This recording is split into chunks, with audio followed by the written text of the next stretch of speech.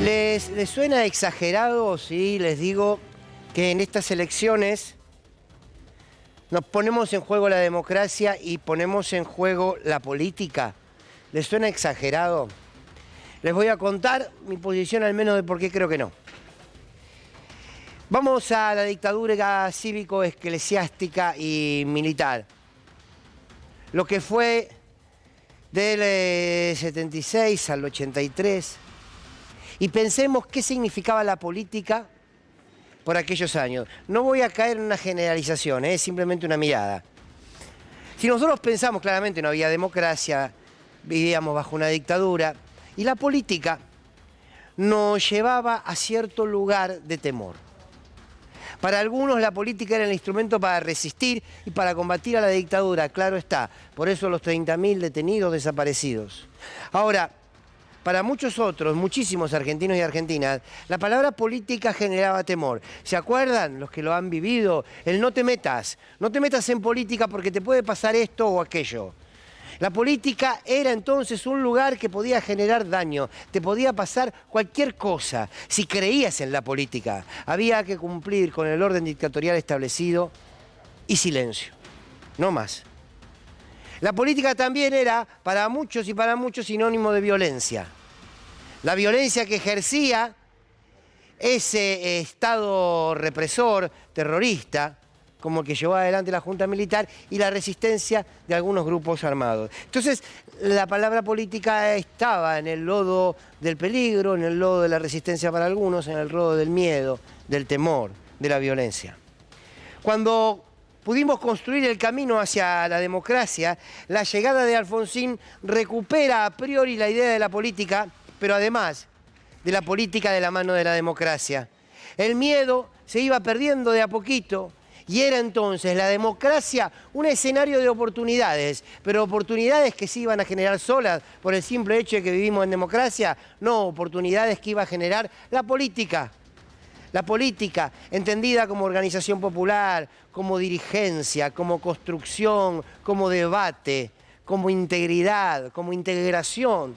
Todo eso en un marco democrático, en un marco plural, iba entonces a reconstruir una Argentina. Y se intentó, y el gobierno de Alfonsín lo intentó.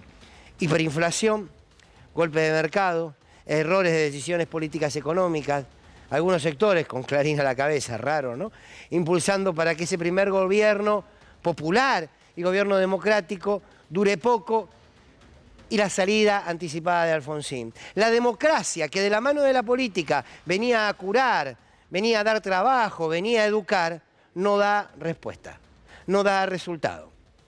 Y aparece cierta decepción. Che, la democracia y la política no me pueden resolver la cotidianidad de los problemas, por ejemplo, de mi salario. Y llega el gobierno de Carlos Menem. Un gobierno de Carlos Menem que hace comenzar un proceso donde la política empieza a frivolizarse.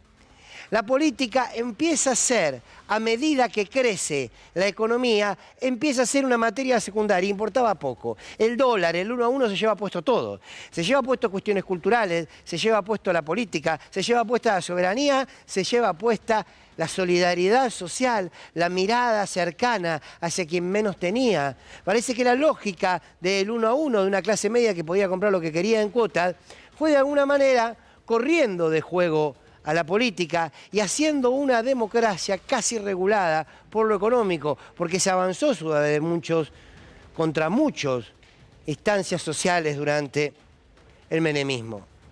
Pero la frivolidad, el saqueo y la corrupción que sintetizó el gobierno de Carlos Menem y que sintetizó además el concepto de política de esa década, hizo que se vuelva ese escenario de despreciarla. Son todos chorros, son todos corruptos. No te metas ahí si además tenés un dólar. Perdón, tenés un peso. ¿Qué es un dólar? ¿Para qué? Te vas a preocupar por la política y por la democracia. Que lo resuelvan otros. La salida del menemismo hacia la alianza, en la alianza termina implosionando. Implosiona ese modelo que en realidad empieza la dictadura, que nunca se pudo salir de ese modelo. Y ahí implosiona, lo sabemos todos. 19 y 20 de diciembre, que se vayan todos. Pero ese que se vayan todos, ¿a quiénes eran? A los políticos. No era que se vaya todos al poder dominante, al poder concentrado, al poder que está detrás del telón. No, era a la política. ¿Por qué? Porque sí, porque era muchos de ellos corrupción, era mala palabra. Y otra vez, la política vuelve a debilitarse y con ella la democracia.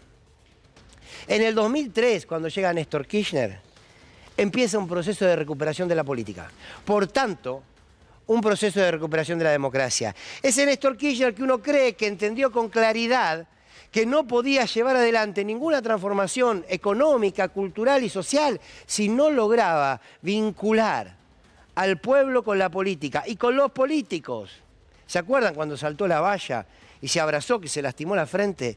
Había un gesto ahí, corporal, muy impactante. Era un hombre que era un político que se arrojaba literalmente a los brazos de su pueblo. Empezó un proceso de reconstrucción de la política. Y en ese proceso de reconstrucción de la política se construyeron los 12 años más democráticos de la dictadura acá. ¿Alguno me lo quiere desmentir? Más derechos, mejores salarios, más pluralidad, más integración regional, entre otras cosas. Pues si no, bien. ¿Y qué deja como ejemplo esto? Que solamente una democracia puede crecer cuando lo hace de la mano de la política. Aquellos que hablan de la democracia y de la república como estamentos estancos y desconocen y desprecian la política, nos están mintiendo. No se puede dar nunca esa disociación. Y luego, cuando llega Mauricio Macri, ¿a qué viene? A terminar con la política otra vez, bajo la construcción, esta vez falsa, de un relato de que la política estaba simplemente para robar. Y que la política entonces tenía que correrse y dejar al mercado. Entonces sentó a todos los CEOs que pudo de las empresas. El capo en transporte, ¿quién era? Que la maneja toda en transporte, Dietrich. Lo sentaba a Dietrich en transporte. ¿Quién es el CEO de Shell? Aranguren. Y lo ponemos en energía. Así fue, cada uno. Bien. Corrió a la política y puso al empresariado y nos estafaron.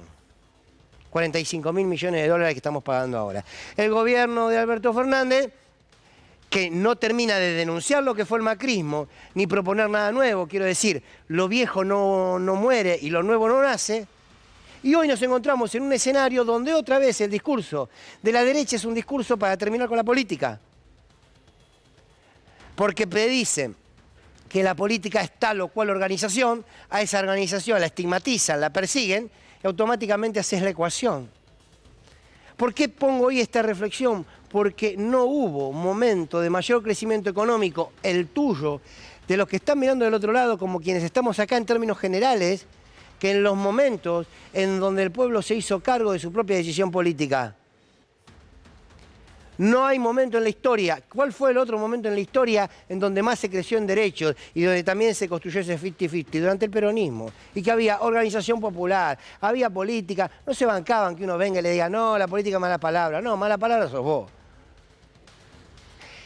El escenario que se viene, este escenario preperonista que anuncia Larreta y este escenario de recorte de derechos que anuncia Bullrich, es un escenario que nos quiere volver a vaciar de la política, y si nos vacían de la política, nos vacían de democracia.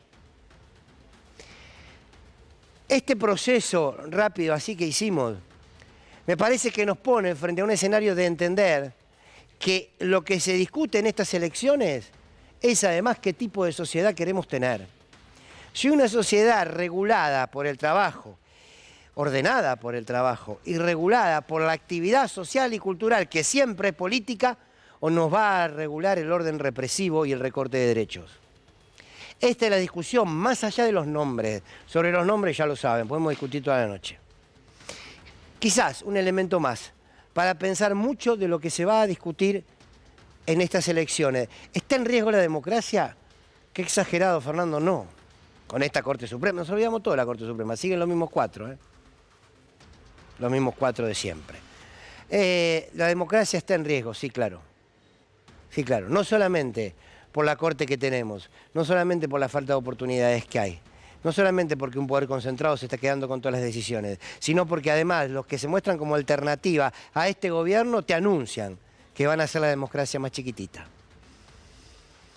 Qué sé yo, puede que algo de lo que diga sea cierto. Muy buenas noches. Vamos a ver una noticia importante que habla de esto. que habla de construir un país, que no habla de un modelo de colonia, habla de un proyecto de país. Empezó con Cristina Kirchner, lo detuvo Macri y ahora lo está terminando Alberto Fernández. Miren cómo los trabajadores celebran el gasoducto Néstor Kirchner. Después contame de qué se trata la patria.